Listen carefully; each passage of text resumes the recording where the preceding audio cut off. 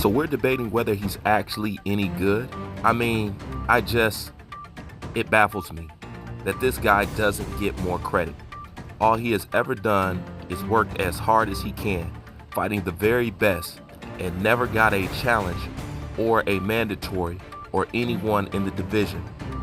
Joshua's best win, the one that Hearn uses to validate him as a great, was against an inactive and 41-year-old Vladimir Klitschko, who hadn't fought in 2 years since he lost to Tyson Fury in 2015.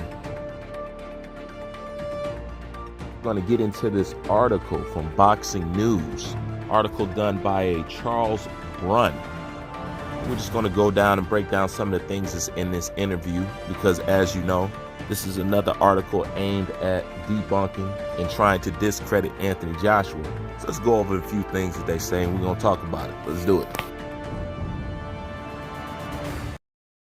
It's easy to understand where Arum is coming from in saying that Joshua isn't an elite heavyweight because he clearly isn't. Joshua is a good basic heavyweight, but he's nowhere near elite.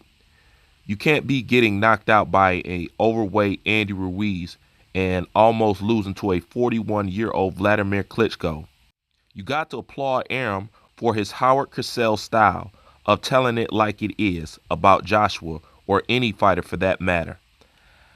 Arum isn't the type to blow smoke up the wazoo of Joshua, telling fibs and make him seem better than he actually is. All right, now look and see what they do to Anthony Joshua's resume right here. Look at this right here. Povetkin, old. Vladimir Klitschko, old. Dylan White, shoulder injury. Andy Ruiz, overweight. They literally want to give him credit for absolutely nothing. So even if they was elite fighters, this is what they telling you that's the deal with him. Look what they did to his resume. Like, stuff like this is truly sad, and pathetic is an understatement. But let's talk about what Charles is talking about in this article right here about not wanting to give him credit because a fighter is old. Number one, if that is the case, then why are we looking at a Errol Spence versus Manny Pacquiao? He's not going to get any credit. Am I right? Because Manny Pacquiao is old. He's out of his prime, right? Listen, the bottom line is you can't control when these fighters are born and when they step into the boxing ring. That's like Anthony Joshua can't control the crop or the level of opposition that exists when he enters boxing. The fact that Vladimir Klitschko is older than him is not Anthony Joshua's fault, okay? Anthony Joshua is way younger than Vladimir Klitschko, okay? He can't jump in a time machine and go fight a prime due to the fact of when he was born and when he entered boxing. And nonetheless, okay, a lot of champions or who were champions now to get their first belt or whatever, whatnot, fought old champions. That's one of the old traditions and things that go on in boxing. Okay, you can't control that. But let's talk about the old Klitschko. First of all, that Klitschko looked excellent. Okay, but nonetheless, let's talk about the victory. People want to give Tyson Fury the victory over Klitschko as being somewhat of a better win because he was younger. But let's talk about the quality of fight that you got from Tyson Fury. Was that the quality of fight that you wanted to see? I don't know anybody who can sit through Tyson Fury versus Vladimir Klitschko. And most importantly, how did Tyson Fury win?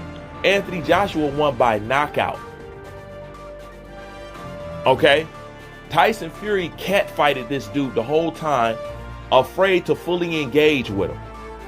You can go ahead and you know what I'm saying, and you can watch the fight. Yes, you give him credit for beating a younger Klitschko, but Anthony Joshua knocked him out. And like I said, if this is the case, we don't need to be looking at no Errol Spence Manny Pacquiao fight, because it shouldn't happen in the first place, because Pacquiao is beyond too old to be fighting an Errol Spence, and he's too old for a Errol Spence that young, that much in his prime, to actually get credit, but we're doing it anyway. Okay, so if that's the case, then young fighters don't need to fight old fighters because they're not going to get no motherfucking credit. Don't that make sense? You can't do that, man. Boxing is boxing. At the end of the damn day. All right, man, let's move on to something else. All right, now let's talk about this resume thing for a second. So you mean to tell me that you're going to discredit a guy who got nothing but elite fighters on his resume to nitpick about shoulder injuries and how old they are, yet you'll take another person like Tyson Fury and give him credit for beating one elite fighter versus the rest of his resume is virtually trash and no-namers, okay? As Eddie Hearn said, this guy fought Pisanetta, Safar Fury, Otto Weiland, Blase Split, this, and that, third. Where was the criticism? When Tyson Fury fought a guy that Anthony Joshua beat in the amateurs, where was the criticism? When he was fighting Safar Fury, Pisanetta, this and that, where's the criticism? Where's the analyzation of his damn resume? But you want to take one win over Klitschko and one win over a supposed one-trick pony and say this person is more elite, has a better resume than somebody who's been fighting top 10 contenders back to back to back to back to back, but you want to discredit him for that. If somebody was to dip in the Tyson Fury side and say, okay, you could say that he beat a prime Klitschko, but Anthony Joshua never got popped for drugs. He was never on steroids. So that Klitschko he beat, he was on steroids. Now, if we wanted to be that petty, we could play that game because that's how they would play. But let's be honest, Anthony Joshua's never been caught up being on no PDs, wild boar, or none of that shit. Tyson Fury has been caught cheating more than once. Do we want to put that on the judgment scale when we're doing this? Of course they don't. Like I said, it's just baffling to me how this stuff happens. But why do I speak about this? This is why the best don't fight the best. When you get somebody who fights the best, look what happens to you. So why fight the best in boxing? Which leads me to the ultimate, because this is what this is boiling down to. Let me be the first to tell you and update you. Boxing is not a sport of competition. It is a sport of spectacle. I'm going to say that again. Boxing is no longer a sport of competition. It is a sport of spectacle. Logan Paul, Tyrone Woodley, freak show shit. It's not really about I want to see these two fight because they're the elite, they climbed the ranks, they got the belts, and these two deserve to square off. If it's somebody that's elite versus somebody who could put asses in seats, that fight is going to be made over the person who went through the proper channels, who went through all the ranking system, who fought whoever they wanted to fight to get in their position. That's not the guy who's going to get the fight if he's not popular at the end of the day. So that lets you know boxing is no longer a sport of competition. That died in the 80s, in the 90s. It's gone. This is a sport of spectacle now. This is why the best don't fight the best. And when you do fight the best, you see what they do to you. Povetkin, old. Klitschko, old. Andrew Ruiz, overweight. DeCam, they didn't say nothing about him. Dominic Brazil, not really elite. This is that. They took somebody who's fought the majority of the top 10 heavyweight fighters, who fought the majority of people on this list, and they're taking that and telling you that it's nothing. Do you know how confusing that is to a casual? This is why they don't know shit about boxing. Moving on. Now they go on to talk about Alexander Povetkin. Look old, wore out of shape, and undeserving of a shot. That's right. That's what they say about Povetkin. It's the same thing that they say about Kubrat Pulev. One thing you got to know about the heavyweight division. The heavyweight division is full of heavyweights that all the elite heavyweights now are older, from a different era. Klitschko, Povetkin, Pulev and stuff like that, almost in another era. They're old, so the climate of the heavyweight division is older. And if champions don't fight older fighters, then where do we get the slogan or the saying or the tradition, passing of the torch? There will never be no passing of the torch if you don't have young fighters fighting older fighters. That's number one. Number one, they say Povetkin is old, undeserving, out of shape, basically trying to say he fought a senior citizen. Is this the same Povetkin that knocked out Dillian Whyte?